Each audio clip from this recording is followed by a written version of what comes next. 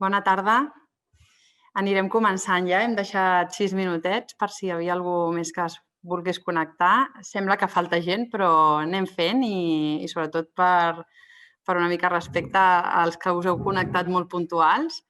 Jo em dic Natàlia Mingorance, soc la que porta ara el grup de cooperació d'aquí del COIP, la representant, no? I havíem parlat una miqueta amb la Isabel d'intentar fer un webinar on poguéssim una miqueta conversar. M'agradaria molt que em poguéssiu preguntar i que us pugui explicar alguna coseta més de les meves experiències personals, però sobretot una miqueta explicar-vos què fem a l'assessoria de cooperació del COIP i una miqueta, una mirada al que és ser voluntari, com ho soc jo, de la meva experiència personal, amb diferents projectes a Amèrica Llatina i a Àfrica. Jo aniré explicant i en un principi amb l'informàtic hem quedat que anireu fent preguntes, ell me les anirà ensenyant i a partir d'aquí, si crec convenient contestar-les en el moment ho farem i si no, quan acabi una miqueta la meva exposició, podem fer una mica més directe, anar contestant a totes les preguntes que tingueu, d'acord? Començarem una miqueta, us explico... Ui, a veure, que ara no funciona. Disculpeu, Ara. Us aniré ensenyant fotos perquè em sembla molt gràfic que pugueu veure una miqueta del que jo he viscut fora d'aquí, fora del que és les nostres quatre parets i que a vegades ara, amb el Covid, s'assembla moltíssim al que hem estat vivint aquí amb l'emergència sanitària, perquè hem tingut una emergència sanitària a tot el món i que moltes vegades jo ho veig representat a altres països on anem. Com veieu, ens adaptem sempre a poder anar a qualsevol lloc. El nostre mitjà de transport en llocs com la selva és una canoa i treballem directament amb indígenes. No sempre estem treballant en ciutats, òbviament, ni treballem amb sanitaris que puguin tenir una estructura com un hospital o un centre de salut, sinó que anirem directament a les comunitats a poder-ho fer. Per nosaltres... Disculpeu, perquè no sé per què no passen les diapos. Ara. Cooperant, per nosaltres, el definiríem directament com aquella persona que es dedica sempre internacionalment. Molta gent ens demana fer voluntariats. No el fem aquí, el voluntariat. Nosaltres sempre ens dediquem a la cooperació internacional. Per tant, ens dediquem a aquelles persones que volen marxar fora del nostre territori amb un intercanvi d'experiències entre el nord i el sud i que sempre es basa en uns criteris estàndards com són la solidaritat, l'eficàcia, la sostenibilitat, la igualtat sempre home-dona, l'equitat entre els territoris i entre les persones, un interès comú. Se suposa que sempre que anem a ajudar en un lloc i anem a fer un intercanvi amb algun territori és perquè a ells els interessa ser ajudats o que hi hagi aquest intercanvi d'experiències.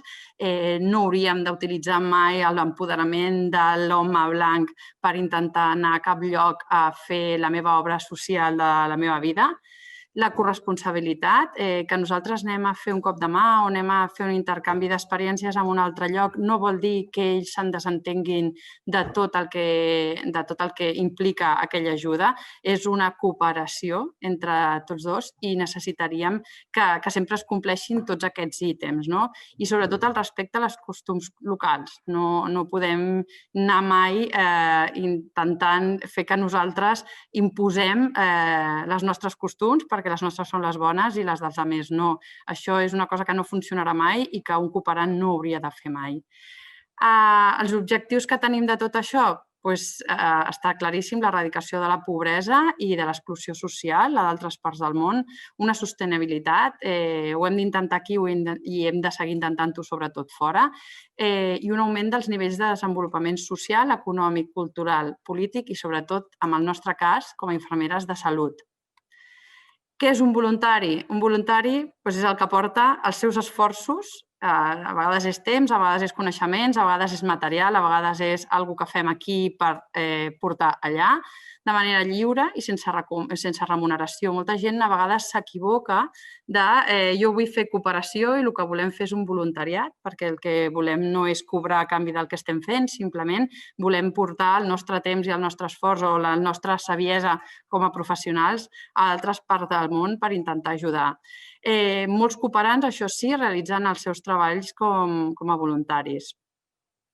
Què és una ajuda d'emergència? L'ajuda d'emergència és l'ajuda del tipus urgent a víctimes de catàstrofes o conflictes. Podríem parlar des d'un terratrèmol o, per exemple, ara el Covid. Ara el Covid també seria, amb la primera tongada que vam tenir els 3 primers mesos, això seria quan hem anat fora o aquí han vingut. Metges Sense Fronteres, per exemple, ens ha estat ajudant aquí a Espanya o Open Arms ens estan ajudant aquí a Espanya per intentar aportar béns o serveis, fos serveis essencials o fos persones que han vingut a ajudar, per la supervivència purament i dura.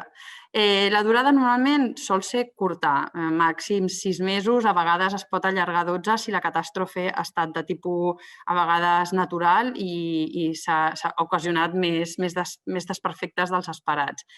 Què seria l'ajuda humanitària? És més duradora que l'anterior, o sigui, ja ens passem més de 6 mesos o 12 mesos.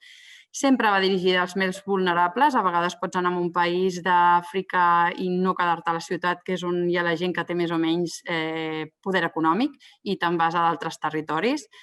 Són accions per refer quasi sempre el teixit social o econòmic de la zona. Seria el que passaria després d'una catàstrofe natural. Per exemple, quan hem tingut un terratrèmol, què passa després amb aquesta gent? Què han de fer? On han de viure? Aquesta és l'ajuda que els hi faríem. Què és l'acció humanitària? Seria una resposta ja més àmplia i més permanent. No pretén mai transformar una societat. Nosaltres no anem a imposar el nostre model de societat enlloc. Simplement anem a ajudar a poder superar un període crític al país on estem actuant amb unes accions que són limitades amb el temps. Al final, l'ajuda humanitària no pretén estar tota la vida. Per això països com Iraq, que han tingut guerres que durant anys i anys tenen problemes i hem de seguir tenint ajuda humanitària, s'està convertint ja en una altra cosa. Nosaltres no hauríem d'estar tot aquest temps o aquests anys que porten 20-30 anys amb guerres fent aquesta ajuda. I incideix sempre en l'equilibri de les desigualtats socials i la protecció dels desfavorits. Clar, no anem a ajudar a les persones que tenen més diners, sinó anem a ajudar als més pobres.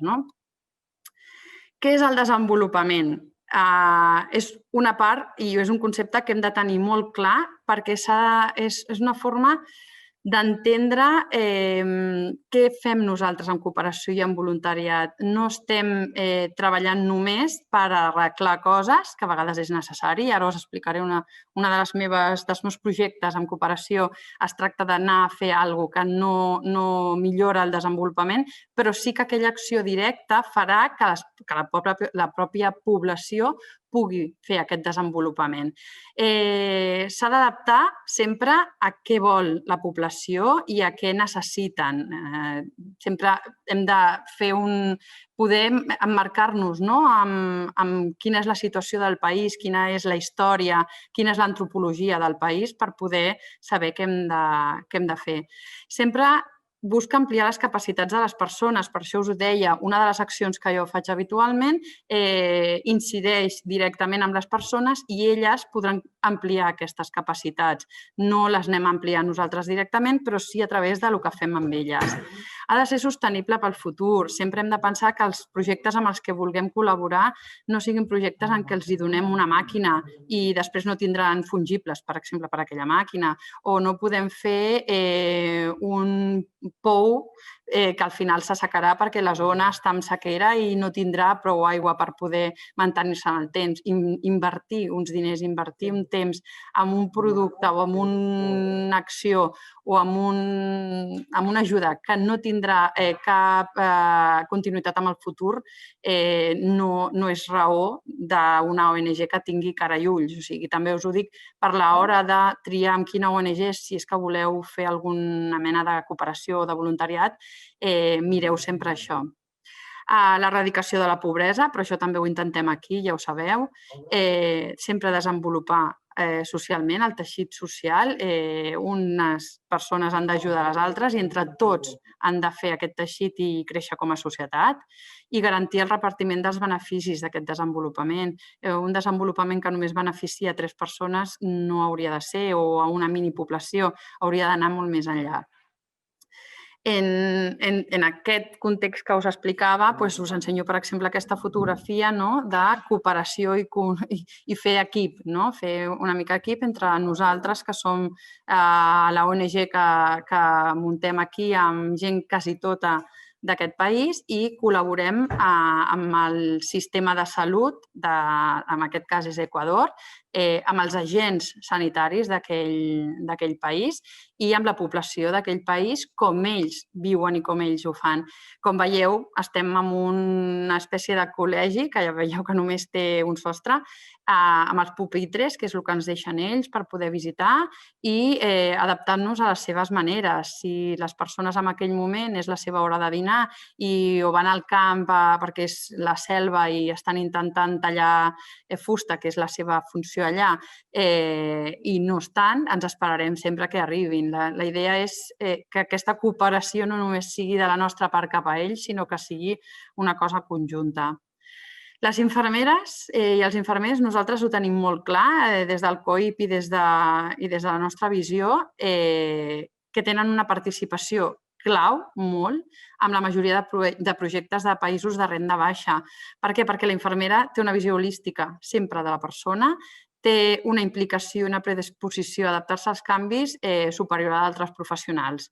Les infermeres sempre, i vosaltres ho sou i sabeu quina és la forma de fer que tenim, sempre ens adaptem. La paraula que podria acompanyar sempre una infermera és l'adaptació i la implicació. Ens surt de dins treballar d'una manera i implicar-te i ajudar de la manera que es pugui. Sempre ens involucrem, no? Amb aquests canvis, per exemple, podeu veure, nosaltres arribem a un lloc i ens adaptem. A mi em donen un quiròfan com aquest i el transformo amb el que veieu a la part dreta de la pantalla, perquè necessitem treballar amb les seves condicions, però d'una manera lògica i coherent per poder fer les intervencions que necessitem. A vegades no tenim llum i no tenim aire, com veieu aquí, ens ajuda la gent a ventar i a poder posar una llum per poder seguir treballant. Les hores de llum a Àfrica també se'ns tallen, depèn dels països, i com veieu ens adaptem. Hem de seguir operant i hem de seguir fent anestèsies i hem de seguir tirant endavant per ells, i si estem pocs dies s'han d'ajustar molt i hem de treballar moltíssim i volem arribar a la màxima població possible. Per tant, ens inventarem el que sigui per poder seguir treballant, encara que sigui en aquestes condicions. Intentem sempre cuidar-nos això sempre, però és veritat que agafar un bànol i posar una llum és molt senzill i a vegades és qüestió de recordar-se de totes les possibilitats que tenim i els recursos que tenim a la ment. Sabeu que les infermeres sempre diem que ho arreglem tot amb un esparadrap, és una cosa molt semblant. Des de l'assessoria de l'àrea de cooperació oferim guia, el suport i acompanyament per totes aquestes tasques perquè les persones, les infermeres tan jubilades com les infermeres que estan en actiu, que vulguin participar en cooperació o en voluntariat, tinguin les eines més adients per poder-ho fer. També ajudem a preparar currículums o a preparar cartes de motivació, a buscar el lloc i l'ONG o el projecte més adient per la persona, molt d'acord amb el que pot oferir aquesta persona. El servei també vol ser un punt de divulgació i d'informació del nostre col·lectiu. A vegades ni nosaltres mateixes coneixem tot el que fem. El món de l'ajuda, de la solidaritat i de la cooperació està una mica en totes les societats, una mica a l'esquena de la resta i hem d'intentar seguir apoyant i seguir fent una mica de difusió o de publicitat, d'anuncis, perquè aquelles poblacions més desfavorides o necessitades tinguin la nostra ajuda. La realitat demostra que, a més, les infermeres tenen una tasca i una implicació històrica i efectiva important en totes aquestes activitats. Sempre en qualsevol equip fora d'aquí on hi hagi una infermera es notarà moltíssim per la de recursos que som capaços de generar del no-res. Les activitats moltes vegades són desconegudes per la societat i els propis companys, com deia abans també, i ho torno a repetir perquè moltes vegades parlem amb companyes i no saben que ni al COIP hi ha una àrea una assessoria de cooperació i sempre fem divulgació, fem píndoles, fem d'altres aportem notícies o estem a diferents events, no? Per intentar una miqueta ser més visibles i costa bastant. Aleshores, sempre aprofitem, com ara amb el vostre grup ens vau donar l'oportunitat d'intentar presentar-nos i seguir dient les coses que estem fent i des de la nostra perspectiva de voluntaris que sapigueu que estem aquí per qui ho necessiti o qui vulgui acostar-se a tota aquesta àrea una mica més desconeguda. I apostem per la formació. Sabeu que hi ha diversos cursos al COIP que són de cooperació i un d'ells, que us el vull presentar una miqueta, s'havia dut a terme durant molts anys i l'any passat el vam poder recaptar i aquest any amb el Covid hem hagut de parar, però tornarem a fer totes els fils possibles per tornar-ho a reprendre. És aquest lloc tan bonic que veieu a la fotografia, que és Fontilles. Fontilles és l'última leproseria que hi ha a Europa i fem un curs superinteressant de dermatologia tropical. No cal que un vulgui marxar a l'altra punta del món, a la Índia, a Àfrica, on sigui, per aprendre dermatologia tropical i es fan molt bones relacions i s'aprèn moltíssim amb gent molt interessant i que ha viatjat pel món i que ha vist moltes coses. Inclús els últims leprosos que queden, que òbviament estan curats, però amb les seves seqüeles, els podeu anar a conèixer aquí a l'hospital que està aquí dins de Fontilles. Així que us recomano que quan tornem a posar aquesta activitat en marxa és molt bé de preu, molt, molt, molt bé, es paga poquíssim. Us animeu a baixar a Alacant i a viure aquests dies amb nosaltres, amb el grup de cooperació i amb tota la gent que s'apunti. Realment es fa una veritable família cada curs de dermatologia que s'engega. Teniu la pàgina web per poder consultar el que vulgueu. Sabem que ara mateix les ofertes de voluntariat i de cooperació estan desactualitzades. No les hem volgut treure perquè tingueu l'enllaç directe amb algunes ONGs que sempre estan disposades a treballar. Sabeu que ara està tot paradíssim, que no ens deixen viatjar, no hi ha ONGs que s'estiguin movent excepte les que ja estaven en terreny. Avui tenia la notícia que alguna de les que conec comença a fer algun viatge, però no de tipus funcional, sinó una mica més per veure com està la situació. I a part de les ONGs grans, òbviament, que aquestes ja sabeu que treballen en cooperació, com Creu Roja o Metges Sense Fronteres, o aquestes sí que sempre estan en actiu. Aleshores, les hem deixat perquè les pugueu anar coneixent i aneu preguntant qui vulgui marxar amb alguna d'elles quan tornen a l'activitat. I la resta perquè teniu notícies interessants, cursos per fer, us animo que de tant en tant mireu.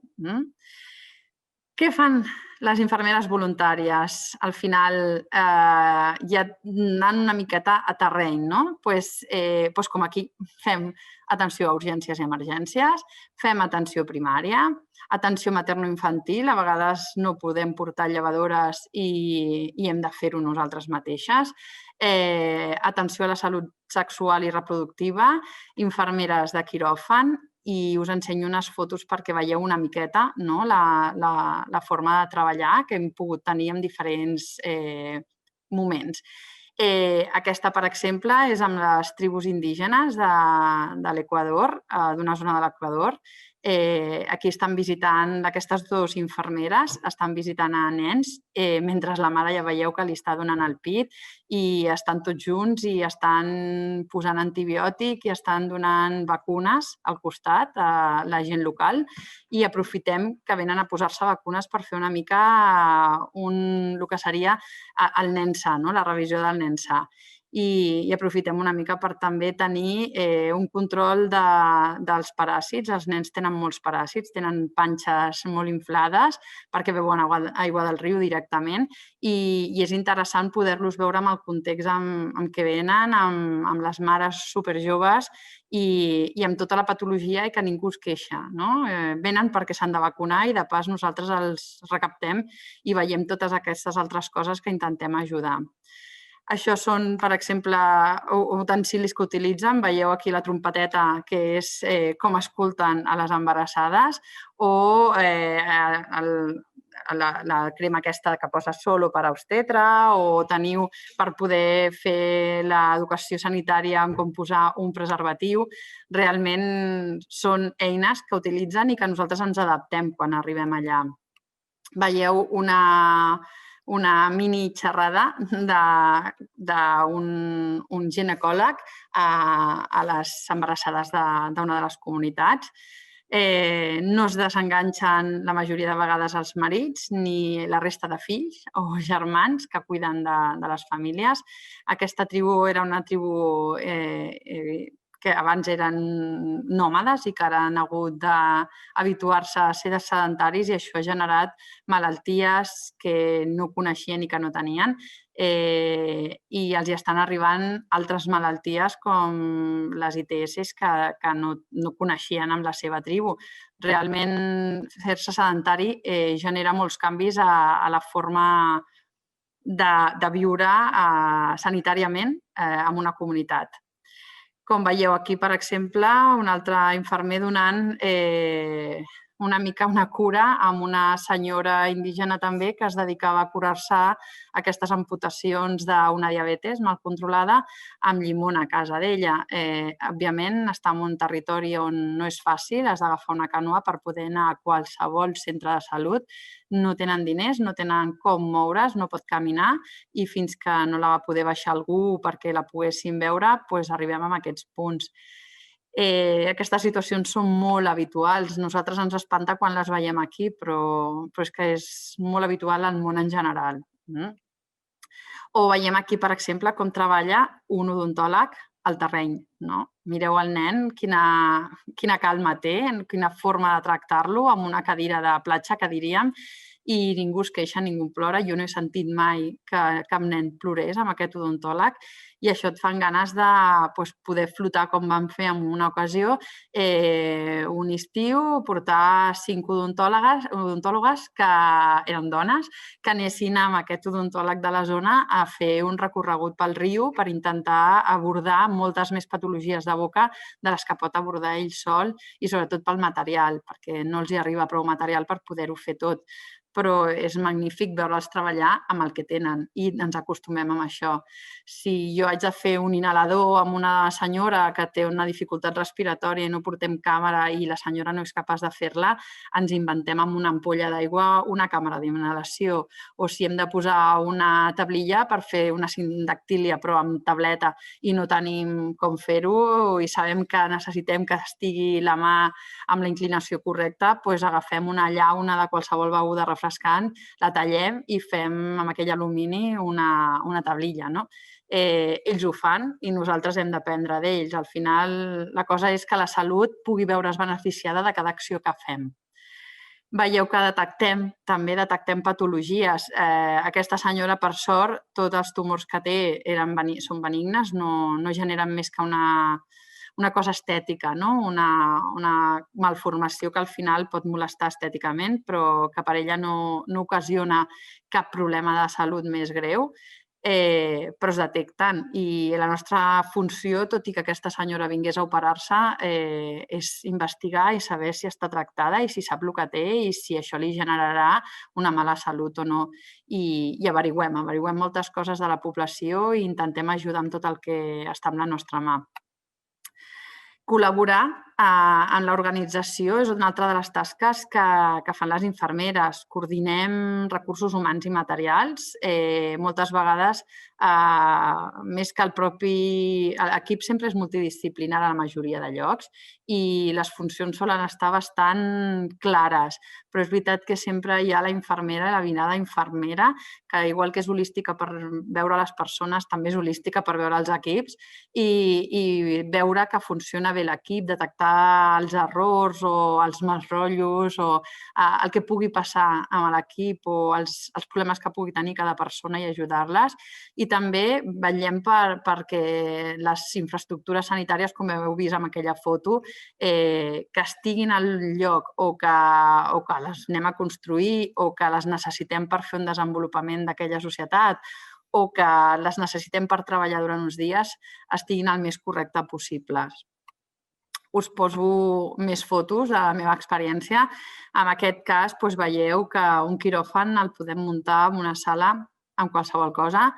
Veieu que a vegades hi ha gent una mica alta al terreny i hem hagut d'inventar-nos unes cadires que puguin atendre l'alçada d'aquest noi per poder-lo parar tranquil, si no el noi se'n anava a terra. No tenim tots els materials, la cosa és tenir imaginació per poder-los buscar i intentar vetllar perquè tot surti el més bé possible. La majoria de llocs no tenen infraestructures que ens servirien per aquí, diguem. Ja arriba un punt, jo sempre dic que ara puc muntar un quiròfan en qualsevol lloc, com que tingui una presa d'aigua i de llum, amb això ja en tindria prou, i a vegades sense aigua.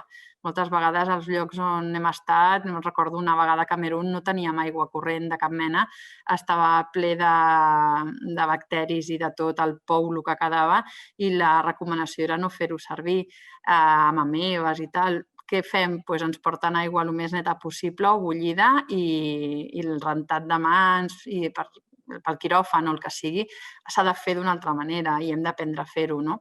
La cosa és que nosaltres seguim tractant a la gent de la mateixa manera que tractaríem aquí. El camp és estèril i aquest camp serà estèril sempre. Nosaltres vetllarem perquè ho sigui. Que jo no tingui aigua no vol dir que no porti alcohol, que no pugui tenir sabó i amb un altre tipus d'aigua fer-me un bon rentat quirúrgic i que les talles que portem i tot el material que portem sigui estèril per poder fer la nostra intervenció com la faríem aquí. Això no disminueix mai. Jo no conec a ningú que hagi disminuït la seguretat del pacient fora del nostre territori. Les ONGs vetllen i nosaltres, les infermeres, vetllem perquè la seguretat del pacient sempre estigui. Veieu aquí la forma de distribuir, per exemple. Som infermeres visitant, el del fons és un metge i aquí en aquest cas fèiem el que diríem la consulta espontània aquí, no? Visitem moltes itus, moltes infeccions d'orina, molts refredats, molts mals de caps que venen la majoria pel sol i per no cobrir-se el cap. Visitem coses que són banals, diguem. No hi ha totes les patologies que venen, inclús les tropicals, no són de vida o mort, és el bo. I et dona temps per poder fer educació i poder veure i parlar amb les persones, tot i que tinguis una cua molt llarga. Tenim molta gent implicada, intentem anar a equips multidisciplinars que es mouen i que ens ajudem els uns als altres a terreny. Com veieu aquí, muntem una sala de visita en qualsevol lloc. Si veieu al fons que hi ha com una pissarra, al darrere està aquest pupitre mig convertit en llitera per poder estirar els pacients. A la foto petiteta de baix veieu una infermera amb tota la farmaciola al darrere repartint medicació a les persones. Ensenyarem en cada acció que fem les infermeres tot el que sabem. Si hem de donar un antibiòtic, per exemple, un Monorol amb una infecció d'orina a una senyora i li donem amb l'aigua que ella està fent i que sabem que no és sana perquè no li va bé, perquè pot tenir paràsits, i hem d'ensenyar que nosaltres bullim l'aigua, que la deixem refredar, que l'oxigenem una miqueta perquè recuperi el gust i aquí li servirem el Monorol perquè se'l prengui davant nostre i entengui que sempre s'han de fer les coses d'aquesta manera. Si només li donem el sobre i no li expliquem ni com s'ha de fer i no li demostrem, molta gent penseu que no tenen aquest el concepte hospital, el concepte centre de salut, el concepte medicament no el tenen integrat, no saben, no ho han vist mai i no podem interpretar que tot el que nosaltres expliquem i diem és entenible per la gent que tenim a davant. Sempre ens hem de posar en el lloc de l'altre i a cooperació és molt important fer-ho, posar-nos en el lloc de l'altre sempre. Veieu que de vegades viuen a llocs, això és una manyata a Kènia, i viuen aquí dins amb un foc encès tot el dia, que la gent fa moltíssima olor a fum, tots aquests nens i aquesta senyora fan olor a fum brutal, entren al quiròfan i entren on estem nosaltres i porten tota la flaire, i com hi ha al costat d'això construccions que s'estan intentant per intentar protegir dels animals i d'altres insectes i tal, a la població i que no segueixin vivint en manyates, que sí que són molt més barates, però realment donen insalubritat i, a més, problemes d'altres tipus com focs i com és fàcil que caigui això i que tinguem gent que tingui problemes de salut per això. Un dels problemes que és veritat que hi ha, a part del que pugui haver una infraestructura on viure que no sigui segura, penseu que a Àfrica, per exemple, hi ha molts accidents de trànsit. És una de les coses que també es necessita gent que vagi a col·laborar o a ensenyar hi havia, per exemple, una oferta al COIP que demanaven per poder anar a muntar una UCI i entenies que una UCI en un país, en un hospital bé, que no entenies, que no era una forma de cooperació, però sí que l'era, perquè necessites ensenyar a la gent d'allà com seguir tractant a la gent dels accidents de trànsit que no estan acostumats. La gent es mor, no? O nosaltres hem tingut gent que venia a operar-se i com que són cecs no van veure un cotxe i els van atropellar abans de sortir d'arribar a l'hospital. És superimportant, és una de les patologies emergents al món i no estem parlant de dermatologia tropical, no? Les infermeres fem totes aquestes coses que poso aquí, no? Tenim la humanitat, som humanitàries i som solidàries i la descripció veieu que s'adapta molt amb les capacitats i el caire o el fer de les infermeres i ho demostrem donant la mà i escoltant a una senyora a Samburu al nord de Kènia. Possiblement jo amb aquesta foto crec que no m'enterava del que em deia perquè em parlava en Samburu, no em parlava en anglès, ni en Swahili ni res així. Vull dir, i ella intentava dir-me alguna cosa, estava operada, al final la vam derivar a una persona que ens hem de cuidar també, que aquí, per exemple, a l'altra foto veieu que estic prenent aigua de coco perquè et deshidrates a la selva i necessitem cuidar-nos entre nosaltres i això ho fem les infermeres molt bé. Normalment la gent se li oblida beure aigua i està sempre la infermera al darrere intentant recordar-li a tothom que hem de ser una miqueta, que cuidar-nos per poder cuidar. Això ho fem molt aquí, però ho traslladem allà on anem. I està l'alegria, no? En un sol dia poder operar 100 cataractes en un país africà i que 100 persones en un sol dia hagin recuperat la visió és motiu d'alegria i de celebració i també ens encarreguem de posar-ho i de fer el número i de celebrar-ho amb tots i que l'equip estigui orgullós de treballar i de fer equip, que això és molt important. Què fem o què es demana una miqueta des de les ONGs i des de les ONGs grans tipus per treballar de cooperació, ja us he dit, Metges Sense Fronteres, Emergency, Creu Roja, encara demanen més coses, però que és desitjable tenir o tenir una miqueta controlat des de qualsevol ONG que et demani o que vosaltres vulgueu participar o que li vulgueu recomanar a algú. Una és ser sensible, estar motivat i tenir un esperit humanitari altruista i, òbviament, això és fundamental. No conec molta gent que hagi anat a fer cooperació o voluntariat sense que sigui una persona especial amb llum. Realment tots acabem tenint una llumeta que fa que vagis desprenent allà on vas com una virtut, no? Es necessita una experiència prèvia acreditada, això és veritat, i es demana que com a mínim la gent tingui un parell d'anys d'experiència. Hi ha molta gent que acaba la carrera d'infermeria i volen de seguida marxar. Necessites tenir les tables, que se li diu, per poder fer un voluntariat amb cara i ulls. no hem de ser una càrrega. Una cosa és anar a construir cases, si ningú sap construir cases, tots aprenem alhora. Però si te'n vas com a infermera, una cosa és que no tinguis experiència en viatjar i una altra cosa és no tenir experiència en la teva professió. Això és imprescindible. Coneixement d'idiomes, depèn del país on anem. Molta gent em diu que depèn, si te'n vas a Àfrica segur que necessites anglès, francès o portuguès, si te'n vas a Àsia també, i si anem a Sud-amèrica, allà podem tirar del portuguès o de l'espanyol, del castellà. Aleshores, és imprescindible. Moltes vegades sí, tot i que diguis, però és que jo em vull anar a Equador i per què em demanen l'anglès? Perquè poder a l'equip tindràs gent que parla anglès i necessites comunicar-te amb l'equip. És important treballar amb equips. Saber treballar amb equip és bàsic per fer cooperació. Es demana formació complementària? No sempre, però és veritat que és desitjable tenir un màster en cooperació o tenir cursos de dermatologia tropical o d'altres coses que puguin anar una mica amb la línia de poder treballar fora d'aquí. A mi no em serveix de tenir un curs d'informàtica d'alguna cosa si allà no ho puc fer servir. Una altra cosa és que estigui desenvolupant un projecte de telemedicina.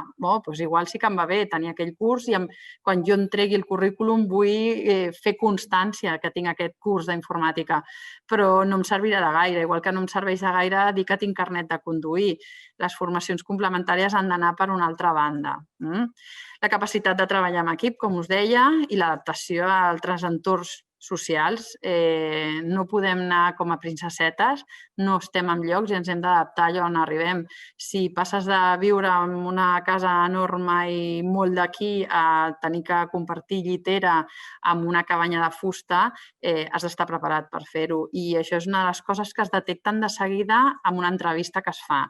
L'entrevista les fan les ONGs, nosaltres fem l'impàs de posar-vos en contacte, però tot això s'encarregarà sempre l'ONG de saber si us vol als seus equips o no. Hem de tenir un entorn personal i familiar favorable. Sempre diem que per poder marxar has de tenir-ho tot net. No pots estar amb algú de la família, per exemple, ingressat i pendent de què li passa perquè no faràs un bé allà. A més, pot ser que hagis de deixar l'equip tirat per tornar-te'n aquí, no és un bon moment amb aquestes persones i menys per marxar en poc temps. Si te'n vas un mes i al cap de 2 dies has de tornar, és complicadet. I després, un perfil personal que sigui compatible amb el projecte concret. A vegades es demanen llevadores i estem molt adreçades a però jo soc infermera. Ja, però és que t'estan demanant que siguis llevadora o t'estan demanant que sàpigues fer funcionar una màquina de diàlisis perquè estan posant un projecte en un hospital d'allà. No podem presentar-nos per qualsevol cosa. Hem d'intentar ser una mica responsables. A vegades pensem que com és allà, tot val, i no és així. Si tu aquí no et podries presentar amb una UCI per treballar perquè no has treballat mai, tampoc ho faràs allà. I això ens ho hem de tenir molt clar. Alguns casos, us poso exemples de persones, en algun cas us he canviat el nom perquè no me'n recordo realment, però són casos interessants i bonics que a mi m'han tocat d'alguna manera. Tinc tants casos que m'han tocat i tinc tantes fotos que podria passar-me hores i hores ensenyant-vos experiències i tal, però crec que està interessant aquestes, per exemple, que us passaré. Aquesta és la Natàlia, a més es diu com jo i em va impactar moltíssim perquè la vaig conèixer al néixer. Aquí ella ja tenia 3 anys i amb 3 anys, com la veieu és petitíssima, passava 5 quilos encara i tenia un retard psicomotor molt greu. Veieu que a més té moltes marques d'haver tingut molta sarna i té una panxolineta de paràsits i és molt difícil tractar-la perquè amb el retard que té és molt complicat que col·labori amb qualsevol cosa. Aquí la veieu, aquesta del somriure i d'aquesta sarna, tota aquesta pell plena de sarna, era ella al néixer. Era grassoneta, tenia un altre caire, veieu que el pèl és el mateix, de punta. La mare, molt joveneta, 12 anys, la nena va néixer d'un incest amb el germà. La comunitat no ho toleraven, els van separar, això la mare la va assumir amb una depressió i va fer que ni la rentava. Aquí una companya L'estava ensenyant com havia de rentar-la, com havia de posar-la amb aigua, posar-li el sabonet, com havia de passar-li una esponja, una cosa tan simple, però aquesta noia tenia 12 anys en aquest moment. És normal per a aquesta població que tinguin nens als 12 anys. I a la Natàlia la tinc en braços, doncs això, quan ja feia 3 anys, veieu que està més prima que quan va néixer, de fet pesa menys que quan va néixer, i té 3 anys més. Fa molta pena perquè la mare té una depressió i no hi ha ningú que la tracti. O sigui, està bé, a vegades ens diuen pot venir un psicòleg? Doncs sí, que vingui un psicòleg, no hi ha cap problema. Tothom és benvingut allà on anem per poder ajudar i fer un cop de mà sanitàriament on sigui. I aquesta nena l'hem intentat ajudar. En aquest moment estava molt deshidratada i la vam derivar a un altre centre on hi havia una casa d'acollida per dones amb els seus fills per intentar remuntar. La nena segueix viva, Natàlia segueix viva i tenim notícies d'ella, però és veritat que, pobreta, del somriure i la felicitat que tenia a la primera foto, com veieu l'altra, és bastant una pena. És el que dona la desnutrició. Aquesta senyora, amb la pena i amb la depressió que tenia, deixava la nena amb una hamaca tot el dia i no li donava menjar. Com veieu, és important l'atenció psicològica també amb els països més pobres, perquè tenen més problemes que ningú els entén i, a més, estan realment abandonats. Aquest senyor, el Joseph, veieu que està bilateral de catarates, no veia res, absolutament res, quan va arribar. I el veieu aquí, sembla que sigui una persona gran, però no arribava als 50 anys. Aquesta persona, el Joseph, ha canviat moltíssim a l'operar-li els dos ulls. Va venir sec i amb un bastó i no podia valdre's, no podia treballar, no podia fer res. I en el moment en què va sortir el dia següent, operat dels dos ulls, va ser meravellosa la reacció i ens hem dit després, perquè tenim relació sempre amb els països on anem, que està treballant i que la seva vida i la de la família ha millorat moltíssim. Això us ho deia abans. El fet de que en un lloc fem alguna cosa puntual com això, i us deia que era molt més bonic anar a fer projectes de llarg temps que ajudin una mica a tota la societat d'una altra manera. Però és veritat que una acció puntual com aquesta no us sembla que ho faci, és com més egoista, és una forma de treballar o d'ajudar una mica més egoista, voy, opero i ja està. Però en realitat el que reportarà amb tota la família econòmicament i de forma inclús de relació, relacionalment, serà molt més gran que el que sembla.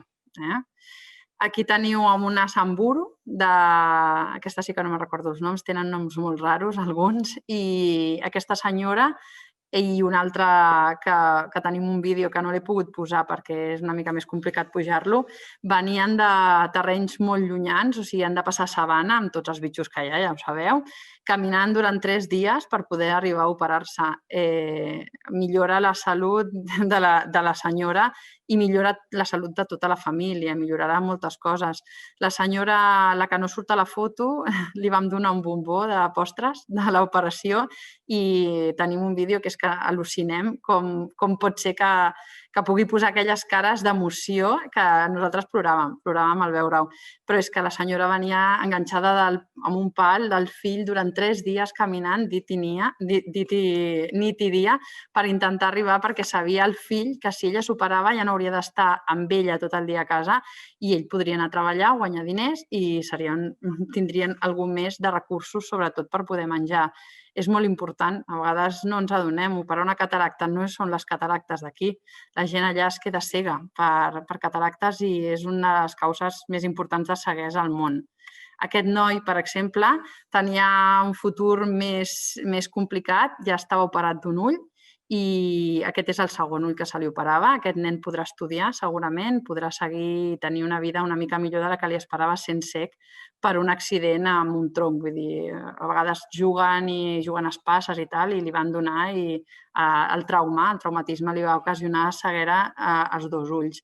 I està espantat. Aquí es veu espantat a la foto, però el seu futur ha canviat moltíssim i sobretot perquè podrà estudiar. És molt important a aquests països tenir una oportunitat. La Mary és especial, és una pacient d'Uganda i la veieu com canvia la seva cara. Això és un dia de diferència. Veieu com era cega dels dos ulls i com a la següent fixa la mirada. ens va agrair tant, va estar amb nosaltres tots els dies que vam estar a Uganda amb ells i la Mary ha muntat un negoci de sabates perquè diu que vol ajudar la gent amb sabates barates i que siguin còmodes per poder caminar moltes hores com va fer ella. A ella l'ajudava tothom, l'ajudaven a vestir-se, l'ajudaven a rentar-se, l'ajudaven a tot, no veia gens ni mica. Només una acció curta i en una setmana amb aquesta fundació, que és la Fundació Elena Barraquer, anem 7 dies, són l'anada, 5 dies de quiròfan i la tornada i operem tota la gent que podem. I veieu el resultat. O sigui, val la pena fer. Vosaltres, alguna gent em diu, bueno, però és que jo ja estic jubilada, però és que necessitem voluntaris de camp que vinguin a fer coses. L'estar jubilat, i més quan un té una professió tan única com la infermeria, no cal deixar-la de fer. No pots estar a quiròfan instrumentant, però pots estar fent de camp i esterilitzant el material, per exemple. I és important que us animeu a venir amb nosaltres a fer aquestes cosetes. Una comunitat de les Wodave, que són a Níger, ajudar els homes per ajudar sobretot les dones. Les dones estan sent reprimides, molt reprimides en aquest país, a Níger, cada vegada més. Està arribant la religió d'una manera que impedeix fer moltes coses. Les Wadaves són molt de colors i no anaven tapades abans, i ara ja les veieu a la fotografia, però per a tantes dones i que la comunitat surti endavant és superpositiu per elles. I superpositiu, ajudar i compaginar i fer equip amb les infermeres locals, amb els equips locals. És important que ens ajudem. Nosaltres, per exemple, amb aquestes infermeres de Kènia, va haver una relació boníssima i era meravellós treballar amb elles. Aprenien cada cosa que els ensenyaven i això se'ls quedarà per sempre.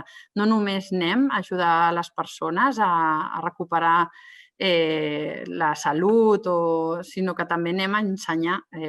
Amb la ONG, per exemple, que anem a la selva, estem ara en un projecte de telemedicina que ha anat acompanyat d'unes classes per aprendre de diferents patologies que hem donat metges i infermeres sense cap problema, el que era més expert en cada cosa i que ajudarà que puguin millorar amb la situació que tenen allà i amb els recursos que tenen allà la salut de molta gent. Totes aquestes infermeres aprenen com si fossin esponges i hem d'anar predisposades a estar amb ella i a col·laborar amb elles. No són el nostre enemic. Quan arribem, molta gent arriba i aquesta gent no sap fer res i nosaltres, com a les infermeres, amb aquesta visió que tenim, hem d'arribar d'una altra manera i hem de fer equip amb tothom. Aquest senyor, això és un vídeo i volia posar-vos-el perquè el veieu una miqueta. És un senyor que és cec i sord i que el vam operar dels 2 ulls, amb la qual cosa va canviar moltíssim la visió de com va arribar el primer dia. El vam veure, era com un nen petit que no sentia ni veia i quasi no es movia, havia d'agafar-lo tothom de les mans per poder-lo moure i el veureu ara. És un vídeo fet molt casolà i és així, però m'agradaria que el veiéssiu. Us el poso un moment, a veure si funciona.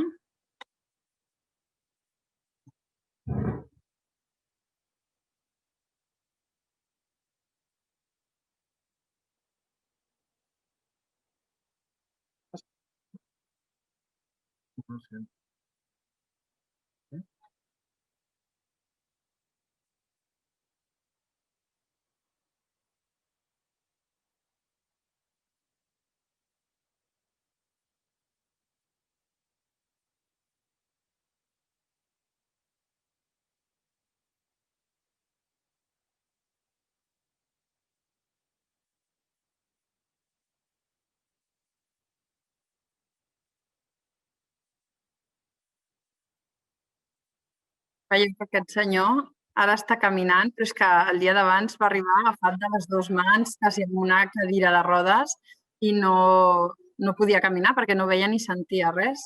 I no estava acostumat, no va néixer amb aquests problemes. Per tant, costa molt adaptar-se a la ceguesa i a la sordera quan et fas i a més amb una disminució psíquica. Mireu l'alegria que té, vull dir, canvies la vida de la gent i això val la pena. Això no és ni tant de temps, ni tant d'esforç, ni tant res, és la nostra feina que fem a tot arreu, la podem fer aquí, però podem anar a donar un granet de sorra a qualsevol lloc. I només dir-vos que molta gent petita en llocs petits, fent coses petites, pot canviar el món i crec que això és la frase de cooperació per mi, la més important, i que moltes gràcies per acompanyar-nos. Ara, si voleu, passem a respondre a preguntes, si és que en teniu, i encantada de rebre-us a l'assessoria de cooperació pel que necessiteu i ja us espero. Tenim alguna...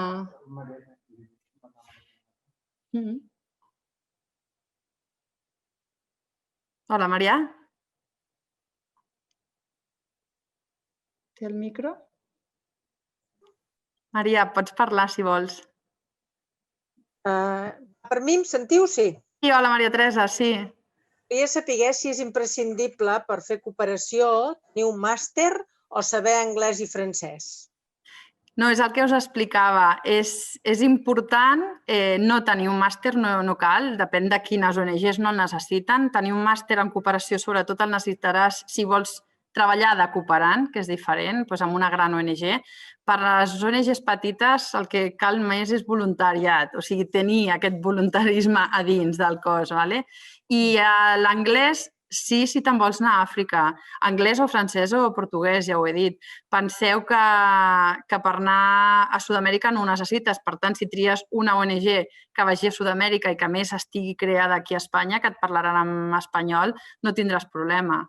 Així que no és imprescindible tot. Tens una carrera, ets infermera, això és molt ja, i les ganes d'anar-hi són molt importants. Soc llevadora i he fet cooperació, he fet voluntariat a la Fundació Vicenç Ferrer a l'Índia. Doncs si t'animes, Maria Teresa, busquem, quan la situació ens permeti, algú per anar-te'n a Sud-amèrica, que puguis fer-ho en espanyol. Sent llevadora, és que se't tiraran a sobre perquè falten llevadores per fer coses. Falta de tot, ja ho saps, però és molt important. L'acció que feu les llevadores és imprescindible.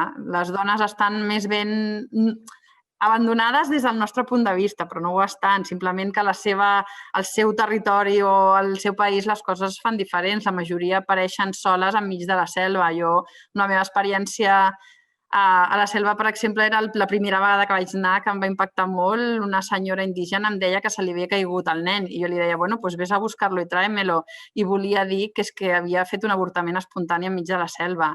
És molt important. Aquesta persona tenia segurament no, tenia una infecció i necessitava tractament i necessitava una llevadora que pogués fer una bona exploració i uns bons consells. És imprescindible la vostra feina. Així que t'animo, Maria Teresa, que quan s'arregli això una miqueta i el Covid ens permeti, busquem alguna cosa que puguis col·laborar si et ve de gust. Encantada, animada ho estic. Ja estarem en contacte. Genial. Gràcies per tot. De res, carinyo. Tenim alguna més? No? Ningú s'anima més a preguntar alguna cosa? Algun dubte, alguna coseta que us hagi quedat? Algú que vulgueu comentar? L'experiència com la Maria Teresa em sembla superinteressant que ella ja hagi anat amb la Fundació Vicente Ferrer a l'Índia. L'Índia és espectacular i és especial per la gent que li agrada. Ja sabeu que o t'encanta o l'odies, no? I anant de cooperació és molt especial.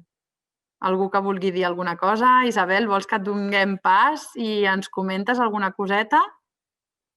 I passes a l'Isabel Llimargas, a veure si vol dir alguna cosa. Isabel?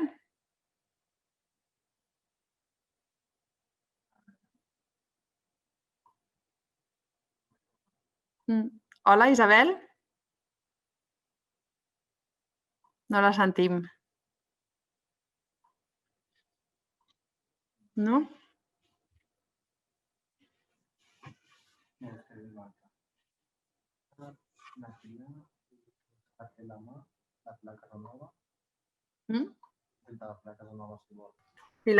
Pilar Casanova em diu que igual volies comentar alguna cosa. Et donem pas? Ja està? Mira, la Isabel ara. És que a mi em surten diferents les coses.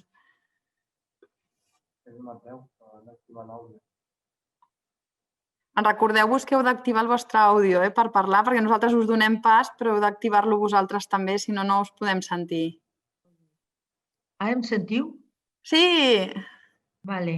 No, que jo soc jubilada gran, però hi he estat, i no fa gaire, una vegada em vaig jubilar al Congo, al Moçambic, a Sierra Leone i al Camerún. I quasi sempre el que més hi he fet ha sigut quiròfan i extracció de sang amb gent amb sida. Però com que sóc molt gran, no sé si em voldrien. Jo encara tinc ànims, però no sé si em voldrien. Bueno, si entens és provar-ho, Isabel. Ai, Isabel, perdona, era la Pilar. Pilar és provar-ho, carinyo. No, totes les mans són bones. I si ja ho has fet i tens ganes de seguir-ho fent, jo t'animo que ho intentis. Però poder no em voldran, perquè per l'edat... Bueno, anem a veure-ho. A vegades... Vindré al col·le a veure't un dia, no? I tant, i a més així m'expliques les teves experiències, que he anat als països que tu has estat també i segur que em pots explicar moltíssimes coses meravelloses. I allò que dèieu que ens apanyem amb el que vulguem, jo recordo Sierra Leone, un que tenia una tuberculosi, sembla que ell tenia el pulmó ple d'aigua i no sabia què posar-li perquè només suporava. I entremig de la farmaciola vaig trobar una cànula de laringectomia. I vaig dir, mira, això li anirà bé. Li vaig posar llos i per forat d'aquella així anava traient tot l'ús i el que tenia. Veus, però és superinteressant les vostres aportacions per poder fer cursos o per poder ensenyar a d'altres generacions que volen marxar ara, que no han fet aquesta cooperació fora o aquest voluntariat i que no se'ls acudiria mai, no? Les infermeres som especials i tenim recursos sota les pedres. Estàs al col·legi d'infermeria, vosaltres? Sí, tenim l'assessoria, demaneu hora amb les secretàries i us donen els dies que estem. No estem tots els dies perquè és una assessoria externa, però soc la infermera que m'encarrego d'això ara. Així que quan vulguis em pots venir a veure. Almenys comentem. I tant, Pilar, moltes gràcies. A tu. Adéu. Sí? Què voleu fer, Isabel? No sé si ara estàs. No sé. Li surt el micro. Doncs, si voleu, ho deixem aquí. Si ningú més vol comentar la seva experiència o alguna cosa. Sí? Doncs moltíssimes gràcies per acompanyar-nos aquesta tarda amb aquesta webinar una miqueta explicativa de què és l'assessoria de cooperació que fem i la meva experiència personal per poder-vos explicar una miqueta i que us torneu a engrescar en poder fer coses o en col·laboració per explicar les vostres històries. Seria meravellós muntar una píndola en directe quan es pugui, quan ens deixin, i d'experiències amb les vostres sortides de voluntariat, que m'encantaria sentir-les. Això que ens acaba d'explicar la Pilar és superinteressant, no? Jo us deia abans, no? El muntar qualsevol cosa amb el material que tens. I això almenys és divertit i interessant d'escoltar. I us animo totes a que em vingueu a veure i que si podem fer alguna cosa, jo encantada.